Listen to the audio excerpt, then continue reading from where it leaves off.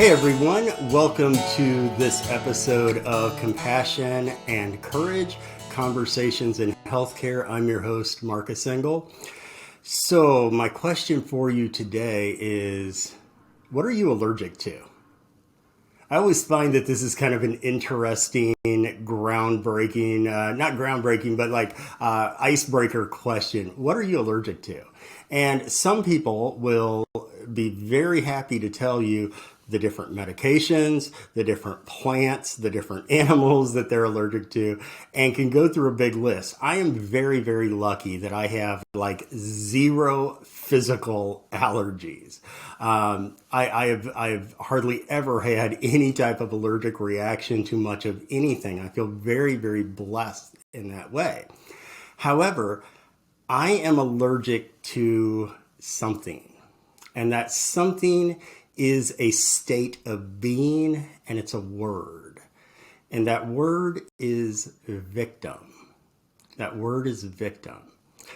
So when I was in my early 20s, I worked with the state on traffic safety issues, and I also got to work with a lot of other people who were like me, who were victimized through the crime of DWI, driving while intoxicated. And I remember being at a meeting one time with other folks like myself and parents of children who were deceased, and brothers and sisters and everybody. You think of how many people have been lost to this horrible crime of driving while intoxicated, how many people have been maimed and traumatic brain injuries, et cetera, et cetera. And everybody went around the room and they were to say if they were a victim or not. Whether they had directly been affected by the crime of drunk driving. And I remember everybody went around and it came to me, yes, I'm a victim. And a few people after me, somebody turned and said, I'm a survivor. I'm a survivor. And when I heard someone say, I'm a survivor, it clicked kind of in my heart, in my brain. And I thought, I don't want to be a victim. I want to be a survivor. I want to take on that personality of a survivor.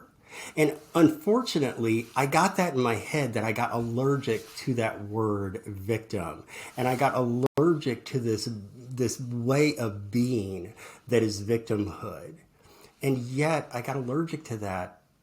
But at the same time, people are still victimized, right? You don't have to look very far to find people in our society who have been victimized. Look at your neighbors, look at your friends, look around your own family members.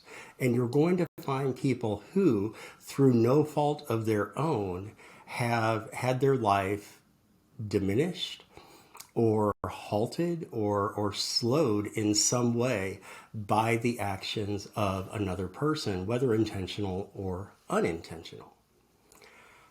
To me, the idea of being a victim means that I don't have any power. And as a survivor, it shows that I still do have power.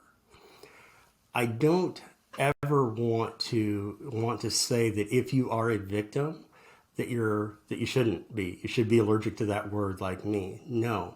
What I want you to do is to try to switch your idea of what a victim is and to try to switch that thinking in your brain so that you can think of yourself as a survivor, as someone who has been through the ravages of loss or abuse or neglect.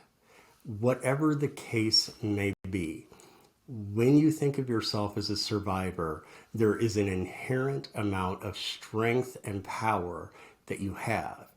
And for me, as someone who wants to still have some power in this world where I had no choice in the matter to become a quote unquote victim, I like having that power. I like having that power.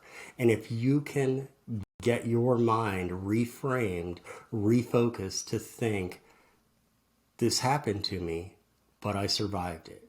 I hope that gives you some strength and power some empowerment to know that whatever has happened in the past, it is the past.